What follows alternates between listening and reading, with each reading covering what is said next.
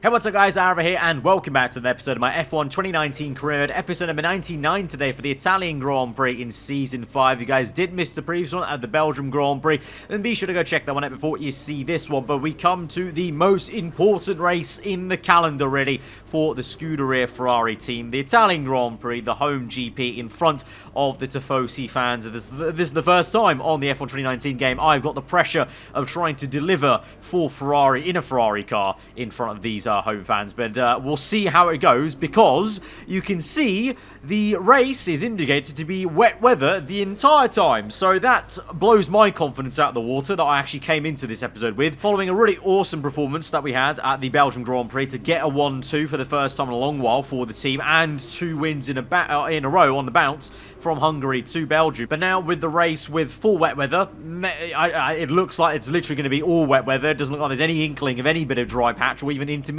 So this is going to be a very difficult race weekend, even from qualifying, because now that I know it's going to rain that much in the race, there's no point staying in the car with low downforce like we usually would. We're going to run higher wings in qualifying. That may help us actually in a way in the corners, but we're going to lose some time in the straights. Hopefully not enough to qualify poorly, but basically just if it is, just have to make the most of it, and then hope that our setup changes are going to be good enough for the race, and hopefully the AI have not set their cars up for a wet race, because generally speaking, the AI just go with the middle way setup, so we'll see how that one pans out. But generally speaking, I'm just not very confident, so let's take a step back. Let's just take this easy, and let's not put too much pressure on ourselves, because the Tifosi fans are already doing that enough. So let's go to Saturday and just see how we do over one lap with this a bit of an altered setup to what I'd usually run the Italian Grand Prix. The pit lane will be open shortly, which means it's nearly time for qualifying for the Italian Grand Prix here in Monza.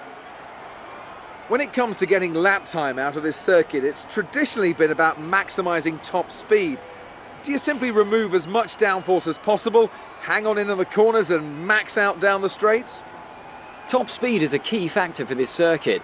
Even if you can achieve the same lap time as someone running less wing than you, chances are you'll find overtaking difficult if you have too much drag. So we swing through into the final corner on our flying lap in Q1. Then, like I said, the car is actually feeling very planted, very nice in the corners actually, because of that extra downforce I'm running compared to what I usually run, which is about 3 wings. I'm running 6 wings, the default middle kind of way to go about it. You can see P1 in Q1 once again, like last episode. Last episode, that was a great omen for us. So here's hoping it's the same again, but we'll kind of see how it progresses into Q2. A little bit of a lock up on the front left there makes me go a little bit wide, compromise my speed through that chicane as we wind then through into Parabolica once again, then trying to get the power down early as we dare on gear 5. A little bit wide there, hitting the curb, and you can hear it kind of scraping along on the floor, but across the line, what's it gonna be? P2 in the end, just behind Pierre Gasly, and we'll finish up in P2, Russell P5. So you know what, despite the compromises, I think it's okay, because actually if you think about it, extra downforce, maybe not that much more drag in a straight line, this would definitely be a downer if the race was dry, and we're doing this in the dry, because then during the race I'll be a sitting duck in the straights. But because we're doing a qualifying lap, technically sometimes a bit more downforce in quali would always help you out, really, because you're really not going to lose that much time in a straight line speed in a straight line because of the low fuel you're running. So it might actually be an okay thing, you know. But if we go across the line then for our first flyer in Q3, P4 it is there, as we come through to the end of our second flyer, new set of tyres and everything like that. We've gained a decent amount of time there, but Verstappen has just set a godly pole position time.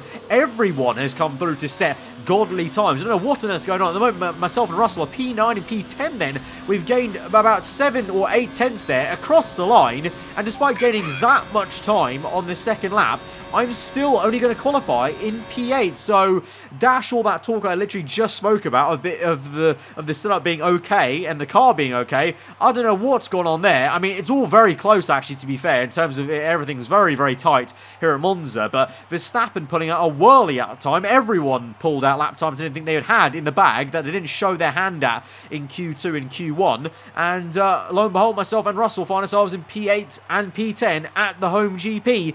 And tomorrow is full wet weather. So, we've got all the work cut out for us then for Sunday's race. I think this may be a very long Grand Prix for us. Maybe not for you guys, because obviously I'm going to cut it down to the highlights, but it's going to be a very long one for me to actually record and race. But there's no way about it. We have to do it. So let's just get into it then. It's going to be a rather soaking one at Milan. It's race day here in Italy once again. Monza, home to so many records. The smallest winning margin, for example. Do you remember in 1971, Peter Gethin beat Ronnie Peterson to the line by 1/100th of a second. There were 40 overtakes for the lead alone in 1965, and Kimi Räikkönen clocked a record top speed of 230 miles per hour here, just over a decade ago. So there's a lot to live up to then for all of our drivers today. With the rain coming down here at the 3.6-mile Monza circuit, the low drag setups preferred by most teams could cause them some problems in today's Grand Prix. So watch out for cars struggling for grip around Parabolica, the last and most demanding of this track's 11 corners. Anthony Davidson, a very warm welcome to you as you join me in the commentary box for today's event. Let's talk about the engineer. What do you make of their performance so far this season? It's been a really solid year so far. There have been some incredible standout performances, but what's really impressed me has been the consistency. With this kind of form, I'm expecting another great race today. Let's run you through the driver grid order for today's exciting race. Max Verstappen put in a fantastic lap yesterday, and he starts from pole position, and Lewis Hamilton completes the front row. Looking at the rest of today's grid, we have Gasly, Weber, Nico Hülkenberg, and Ricciardo. The engineer, Russell, Leclerc, and Daniel Kvyat. Norris, Giovinazzi, Valtteri Bottas, and Butler, Stroll, Vettel, Kevin Magnussen, and Sergio Perez. They'll be starting further back after an earlier grid penalty. Raikkonen and Romain Grosjean sits at the back of the grid, and with lights out just moments away, it's time to go down to the track. Right, so quite nicely, actually, due to some engine penalties, Russell's now been elevated to P8 on the grid, and I'm up into P7, so we are actually sharing a row here at the Italian Grand Prix, so maybe that can be a good omen for us today, but you can see this rather depressing sight of the blue wall full wet tyres being the tyre to choose for the entirety of the Grand Prix. No indication it's going to get any drier, even onto intermediate, so this is going to be a very long, slow GP for us, very tentative on the throttle, the brakes, I mean, the brakes are going to be like milk bottle top space. You're going to have to go very, very easy on those, especially with heavy fuel. But we just have to make the most of it then and try and do the best. We're in a Ferrari at the Italian GP. We can't not make the effort and just try and do the best. But I'm not confident, as you can probably tell by my voice. I've never been confident in the full wet conditions on the F1 games in general. But here we are then. We go towards then 5 red lights and 27 very long laps here at a soaking Italian GP at Monza. 4 lights are out and we're underway, and it's a very shaky start there, very squirmish on the rear end, and Russell is going to get the jump on us there. My teammate gets the jump, maybe some more cars. Leclerc on the right there, and the Toro Rosso as well on the inside, but on the outside line, going to get boxed in quite a fair bit here by the car ahead of us of Daniel Ricciardo in the Merc. The Alfa Romeo has managed to go around the outside of all of us there. I think he's made nearly a four-man overtake there, Kvyat has, but look at this spray there, absolutely biblical stuff there. All I can see is the rain lights here and the tops of the rear wing, so this is going to be a very tricky Grand Prix for us. I'm going to have to kind of squint my eyes every single corner basically to kind of see where on earth the cars are when we're tucked up behind them fighting them, so we kind of want to get into some clean air, and we're going to try and do that right now as we go down the inside of Ricciardo. We're going to cut to the left hand side, try and skate through on the outside. This is a very bold move on Kvyat, but we've made it work somehow. Up into P7 of the GP, Russell P6, so all things considered actually, with all my doom and gloom, it's been a pretty decent start actually on lap number 1, but that's literally only one lap. We've still got 26 laps to go. You can see there in a straight line, because of my higher wings, the other cars around me are actually a little bit quicker there, and even though I've compromised for these conditions, it still is going to mean I'm slow in a straight line. It just means that maybe, hopefully, I can do some good work under braking, try and catch people in the corners maybe, and maybe make moves like the one I made on Daniel Kvyat basically around the outside. What was a very bold move anyway in the dry, let alone the wet. So that gives me some actually confidence that maybe this won't be too bad. Just need to see where the actual pace of the car is compared to everyone else. I mean, rain is a bit of a leveler though, so that also might not mean too much in terms of where the car is versus everyone else, because it is really just about the driver and the kind of feel to of the pedals. So just try and make the most of it and try and continue what we've just done on lap number 1 basically. And you can see at the moment, due to all the cars ahead of us fighting so much, we've actually got some decent pace there. Purple first sector, 2 greens then, and with everyone fighting up ahead of us, we're closing in with this clean clean air there. You can see Russell's pulled to the right there to make a move maybe as we close in a bit too much, and we have to avoid George Russell there. What on earth was our teammate doing? I think he got bottled behind all these cars, the Racing Point, the Renault, the other Racing Point car, Hulkenberg and Gasly, both of them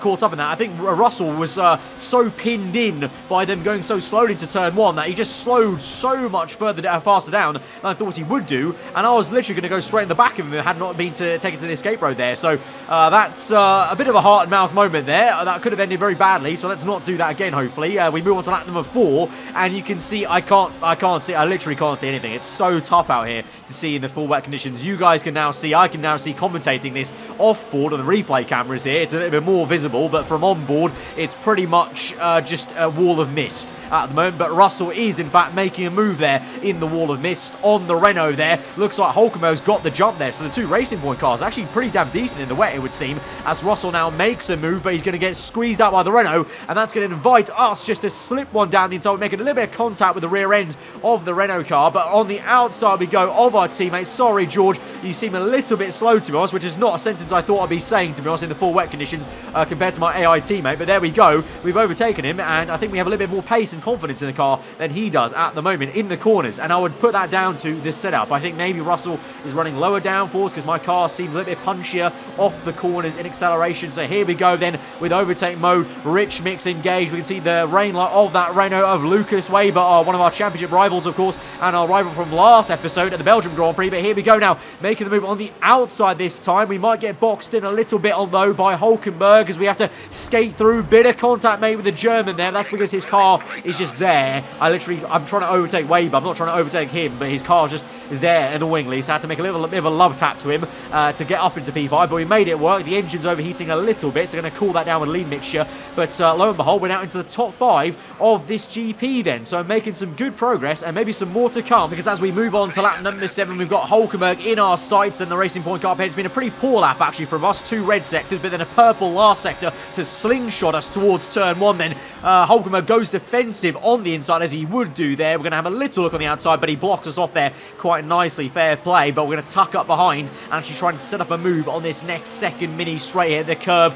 towards the chicane. Here we go then, Rich Mix overtake mode, try and get a bit of toe, but also don't want to unsettle the car too much. But Hulkenberg doesn't leave us too much room. A tyre on the grass there, it's so fine. Down the inside we go, we've got it all locked up though, and gone wide and across the runoff area, across the sleeping policeman, and Hulkenberg will get the position back. He should get the position back, obviously, because it's unfair if I maintain that position. The FI probably would have told me to give that position back anyway, but we made the move, didn't work out there, so you can see how tricky it is in these wet conditions. You know, I'm making so many more mistakes than I would do in a dry race here, because one, I don't like these conditions, and two, it's so easy to make these mistakes in these conditions, because like I said earlier, the brakes literally are milk bottle tops. Like, you just tap them and they just start to lock, especially the rears, they just start locking as well. But here we now go, the second chance of asking it. This time we go to the right hand side, we're going to get squeezed again by Hulkenberg. We're going to squeeze him back. Meanwhile, Russell behind us overtakes Lucas Weber. We squeezed out Hulkenberg there. The German was so aggressive. As I tried to make the move to the right there,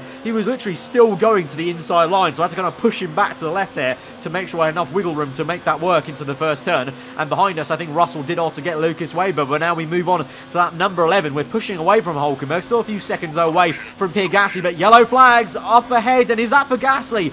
Has he got an issue? It's an engine failure. Yes, a big cloud of smoke there. Can hardly see anything in front of me there. And Gasly will retire, it looks like, out of this GP. He actually affects his teammate there. Hulkenberg makes a bit of contact there with Pierre Gasly, but he's going to be out of this GP then. He's going to have to park up quite awkwardly there. So we have a massive moment in the right-hander there. Massive tank slapper, and just about keep the car going in a straight line. But we're up into P3 now, and the full safety car has now been called out. Okay, this just got very, very interesting. So we've been gifted P3 from Pierre Gasly retiring. We were up into P4 anyway on merit there, and the car's actually feeling okay. Now the full safety car's out. That will mean that we'll bunch up to Hamilton and also the leader, who I think is Max Verstappen then, by just a deduction of who's left in the kind of top fight there. So we're going to pit in under the safety car, because it's a no-brainer, because we were going to make a pit stop anyway on lap 13 or 14 for the second set of full wet tyres, because the tyre wear is actually pretty high on the full wets.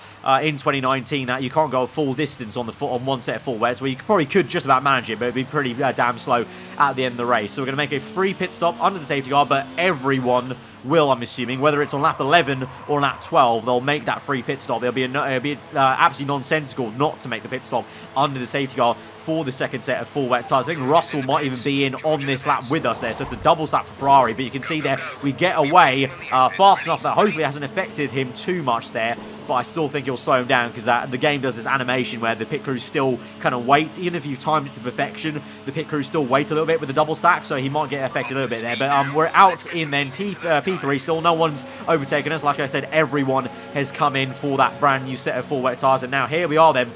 Lap number 13 on the restart of this safety car. I can just about see the rain lot of Hamilton in the rear wing here as we get right up close, but as soon as we get going, the spray is going to be pretty large, and the Mercedes car is going to camouflage in. We're waiting for Verstappen. When is he going to go? When is Hamilton going to go and react to it? Looks like Verstappen bolted, and Hamilton reacts so quickly there, and I'm so flummoxed at how we got such a good reaction, because I thought I was right on the back of him, ready to put the throttle down. We've actually got a good exit, though, compared to Hulkenberg. Just the fact that Hamilton got an even better one, and you can see, I think, just about, he's going to pull through on the left-hand side. There goes Verstappen, defensive on the inside there. They're side by side for the lead of the GP on this safety car restart there. Verstappen on the right, Hamilton on the left. They both make some little bit of contact there. They're squirming around for throttle grip now and acceleration off that corner. We're closing up now. The three of us, you can throw a towel over us basically. We're so close, and we're wobbling around, nearly trying to make it 3 wide there. Not going to do it because that would be nonsensical in terms of that would have ended up in a crash there if I tried to go on the left-hand side. So instead we try on the right, the long way round. Doesn't work out though. Hamilton squeezes it out there to keep P2. Verstappen though maintains P1 into Parabolica. Lap number 14, you can see I try a little look to the inside there because I got very frustrated after not making that move at Hamilton on the left-hand side or the right on that previous lap. I was determined and I want to get past him this lap here. We've got speed in this car. Purple last sector. The last sector is our strongest sector here. So here we go. We're going to do a Lewis Hamilton on Lewis Hamilton. That is a very large dive bomb on him at turn 1 at Monza from so far back there round the outside to finish off the move. Bit of a tank slapper on the exit. Control the car. Get it in a straight line, and we're up into P2 of the Italian Grand Prix, and there may be more to come. Verstappen, though, did dominate quite a lot of this first part of the Grand Prix, so let's see what the pace is like as we wind through onto lap number 16 here. We set a purple second sector. Verstappen will set the fast lap of the Grand Prix. I've done a personal best, though, so we're going quick, but then look at that. George Russell, my teammate behind us, has just set the fast lap of the Grand Prix, and do you want to know what? That very fast lap, you know, that simple thing that's occurred, George Russell setting the fast lap of the Grand Prix, gave me so much confidence in the car. It basically convinced me that, you know what, this car's actually quick. We deserve to be here. There's a reason why I've been overtaking these cars in the start of the Grand Prix. This car actually has some pace in the wet here, and we're actually looking good. And so I go on, I'm inspired by George Russell's fast lap of the Grand Prix, and we go purple, and so Russell may have the fast lap of the Grand Prix for now, but we're going to come across the line and take that away from him and Verstappen there, and we're closing up on the Dutchman now to maybe make a move for first place of the Italian Grand Prix in a Ferrari on lap 17 there, around the outside. It's a long way back there, just about slow down the car. We're now side by side very awkwardly through that first chicane. Verstappen still got it though on the right hand side. We're neck and neck nearly there as we try and scramble for some sort of grip there as we go through the curve on the right. We're on the outside. Verstappen will try and squeeze us out, and he has done actually, and we have to tuck him back inside for a brief slipstream. Now down the inside, not lock up too much there, get it closed up, and it's tight on the apex, and we get up into P1 of the Italian Grand Prix in a Ferrari. But we've now got 10 laps to go, a long time to go on full wet tyres in a full wet race. So we have to try and just keep our calm here and keep doing what we're doing basically. And you can see actually on the exit here, having to go into rich mix and overtake mode and make sure in a straight line Verstappen doesn't get us. But look at the tyres as well, a little bit iffy on the rear tyre, on the rear left there, so have to watch out for that.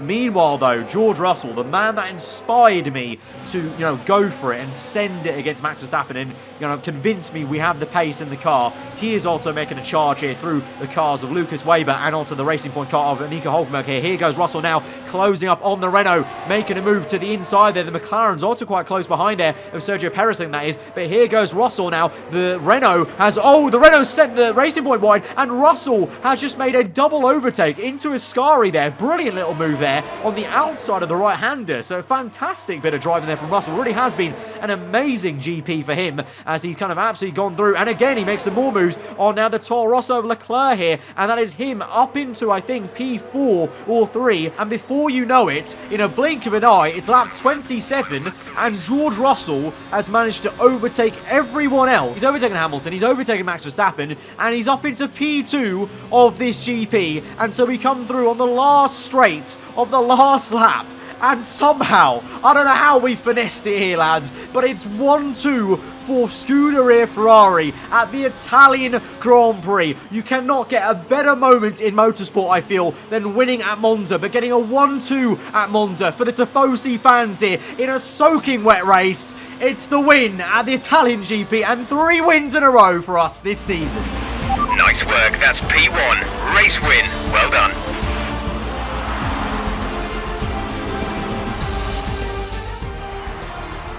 Ferrari have really pulled it out of the bag today. It's a great win. Anthony Davidson, how do you think they were able to set themselves apart today? Well, keeping their tyre temperatures up in the tricky wet conditions was really important. There's not much grip out there at the best of times, and it's 10 times worse if you're out there on cold tyres. So the way they kept the rubber in its proper operating window was a huge advantage today. Ferrari are at it again, an excellent performance at today's Grand Prix, and they're certainly a team that know what they're doing out there.